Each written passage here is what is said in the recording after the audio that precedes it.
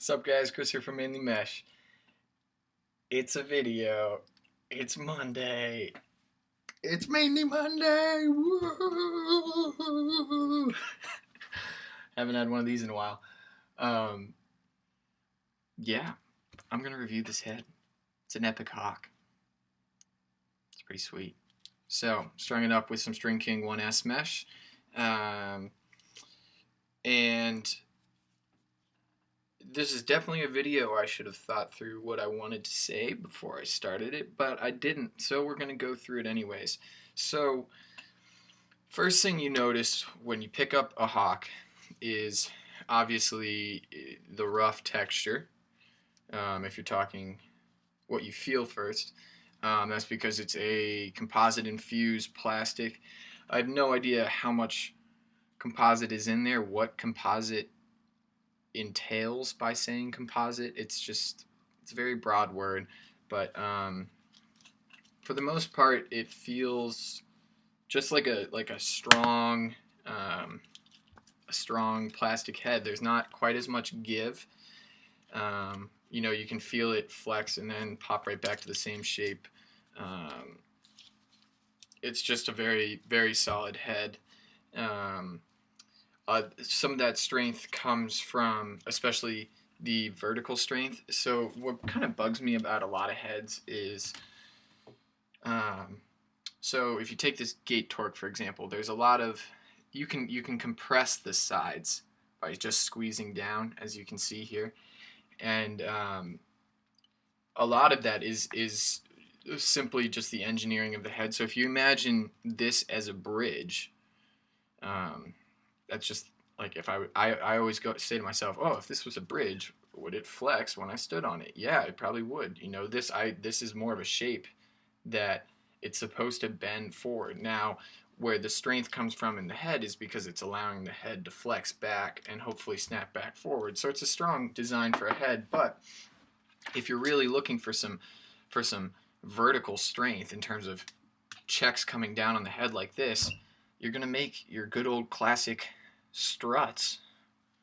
It was funny breaking out the STX Aero yesterday. They have the same type of struts, and it's a very simple design pattern. Under Armour's taken advantage of it a lot, and it's just an easy way to make your head strong. You don't need to have, so you'll notice too, these struts are actually a lot thinner than the normal side plastic of the head. So this up here is tough because that's where it breaks. The bottom side rail is tough because that's where it breaks as well. But these struts don't need to be as large, because they're just there more for this vertical support and less so for the internal support, because there's more of them. They can distribute that force to multiple points across the head. So instead of here having some obvious stress points in terms of lower sidewall rail, top here, I used to break a few up there, but mostly the break would come right in this point because it's obviously the longest freestanding point without any real support. Here though, the stress points are across this long bridge, and so most of these are there's not really a vulnerable spot in the head. So durability wise, it's already a big step up. Then the second thing you notice when you look at it from the side is obviously the offset is just wild. So across the top side rail, you'll see that it slowly slopes off and finishes a little bit below, so the scoop is actually below the plane of the shaft, and that's a shape that I've come to like in heads like the Nas, like the Optic. Trying to think of more off the top of my head, but most heads have tended towards that. And I think you get a little more power in your shot. I think it holds the ball in the pocket a little bit longer. But then there's a huge discrepancy, obviously, between the top side rail and this bottom side rail. So positives of this shape with the bottom side rail, when you string up a hawk you will notice no matter how you string it that the ball is going to tend towards sitting higher in the pocket. So when you look at the deepest part of the plastic, it looks like the pocket should sit up here, but that is so close to the top of the head. You know, it's almost within the 4-inch rule. That if you want a pocket with any real channel to it, like this is about as high as I can get it while maintaining a reasonable Goldilocks channel. Obviously, you can do things different ways. But what's so nice about this head is that because of this lowering slope, it can't that mesh at this angle. So even if it's bagging here, you're having that down slope into the high part of the pocket. I do have a ball. BRB, yo, over to the corner. What am I grabbing? Ooh, it's a nice ball too. So, you're cradling around with it, it gets low in the pocket, and then all of a sudden when you sit it like this, the ball, so right now it's sitting in the mid, but that was embarrassing. So as you're cradling it in, getting ready for a shot, it's sitting naturally very high. And I've strung pockets where the shape appears to be more up here, but it'll bag low. And so you end up still carrying it down here. But with this head, it truly, if you have it on shaft like this, it's truly sitting right there, right below those shooting strings, just like you would want a high pocket to be. So I've given this string job to a few of my friends who love, who are very picky about their high pockets, and that was the first thing they noticed. They're like, this is the first pocket I've used that actually sits high all the time where I want it to be. If Epoch wanted to make it so that you could get a baggier, whippier, slightly higher pocket, they would have to probably drop these two holes a little bit lower as well. So the deepest point up top is right here, but that's obviously not where the ball is sitting. So you could bag it out a little more by lowering these two and making this cant a little less extreme. But honestly, I think when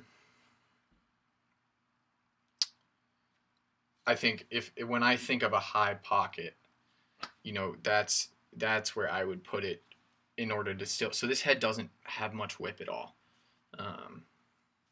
It's got great power when shooting, but you can pass with it just fine, and that's the way I think it should be. Trying to think of any other fun stuff. That's pretty much it for now. It is a very so there's a slight flare between the top and the bottom, which I think is pretty awesome too. It's a very wide head, which is something I don't think everybody completely realizes. So it is very much so a universal spec head, and this is not a pinched head, which also I think leads to slightly more shallow pockets than people. I think people just are expecting to be able to bag out some crazy high pocket with this, but this head was designed, to give Epoch credit, this wasn't designed for your dangle stick. This was designed to be the first high-performing, high-pocket focused head. This was designed for a college player to go out there and have a super consistent pocket with their otter mesh. This was a very well thought through, well-rounded head that's not just designed for 13-year-olds looking for crazy whip, and completely ignoring passing. No offense to some of you guys. So as for the pattern, I did do a few funky things here. Since this head is so wide, and what I actually tend to do with my high pockets is I did a 10 diamond top string. And what that does is it allows you to not stretch the very top out as much so that this release point of the ball can be a little bit higher up. You're not stringing it too tight, so the ball is really releasing right off that top nylon, right off, even off of this little top string part, because that little extra bit of length allows you to get a little bit less whip. So I do a 10 diamond top string. And so as far as the pattern goes, I had to do a little something funky. So I tied the 10 diamond row off to the first hole, and then I tied that same 10 diamond row, I just did a little loop through the second, and then I actually interlocked this 9 diamond row, which I never do. I rarely play with the 9 diamond rows. I just don't always think it's necessary, but the way this was shaping up is there was just a little hole, and I wanted to pull that row a little bit tighter. So it's tie second, interlock that 9 diamond row, a knotted SI on the third sidewall hole, skip, knotted SI, skip, skip, so 2 skips, another knotted SI, and then a knotted stacked SI, skip, knotted stacked SI. These wouldn't necessarily have to be knotted. I just do the knots because I want that little bit less whip. And having a knot in your SI just makes it a little less saggy. And then here, I did something that I've never done with high pockets, but I actually really like. So it's after this knotted stacked SI, skip, and then it's an interlock, interlock, but through the same diamond, interlock, interlock, same diamond, and then just tie off in the second to the last hole with this throat string going through the next 9 diamond row. I just did a very straightforward throat string. Because I just think it keeps the bottom of the head. So basically what you want in a high pocket for it to not bag low is, exactly what Epoch designed this little pull up to be like, you want to make sure this mesh is pulled tightly here so that your bag is up there, and then if the ball lands there, it's not going to bag out here, it's going to roll up to the high pocket, the high seated point of the pocket. So you want to make sure that you're cutting any extra bag out of the lower part of the head, and I think this double interlock really helps that. So I'm pretty wed with this pattern. It definitely is a little funky, but the whole goal was getting this type of channel in this type of head, and so it seems a little counterintuitive with such a wide head to be using all these knots that pull it to the outside. But what this double stacked does is you can actually see here, it pushes the mesh, kind of folds it over in on itself and pushes it a little bit to the inside so you can have that Goldilocks channel. And so it pulls it tight enough too so that if you look at the back, the channel line is running from right up here straight down the side, and if you didn't pull it that tight, it would probably cut off about here and you wouldn't get that same channel. So you get your first stacked, but then you do need another stack to continue that proper channel. So I really love the way this came out. I think it'd be fun too to mess around with some U's and V's while you still can. But the 3-shooter seems to work well enough for me. That's pretty much it. I'll run you through quickly one more time. So 10 diamond top string, tie that first 10 diamond row also to the second sidewall hole, and then you're going to interlock the first 9 diamond row, knotted SI on the second 10 diamond row, skip, knotted SI, skip, skip, knotted SI, knotted stacked SI, SI, skip, knotted stack SI, stacked, skip, interlock, interlock through the same 10 diamond row, interlock, interlock through the same 10 diamond row, tie off. Awesome head, huge props to Epoch. Now this just makes me excited for what I hope to be a mid and low pocket head from them as well. This thing is pretty great. Probably going to try to sell it to you guys soon because I need a little extra cash. But props to Epoch. This head would be awesome with otter mesh. Would be awesome with String King 1X as well. Actually, might try to string it up with some otter that I have. So that's that. I think that's all for now. Thanks a lot, guys. That was a very serious video. I feel like I wasn't funny enough. I'm sorry. It's hard being forced to be funny. What if I'm just not a funny guy?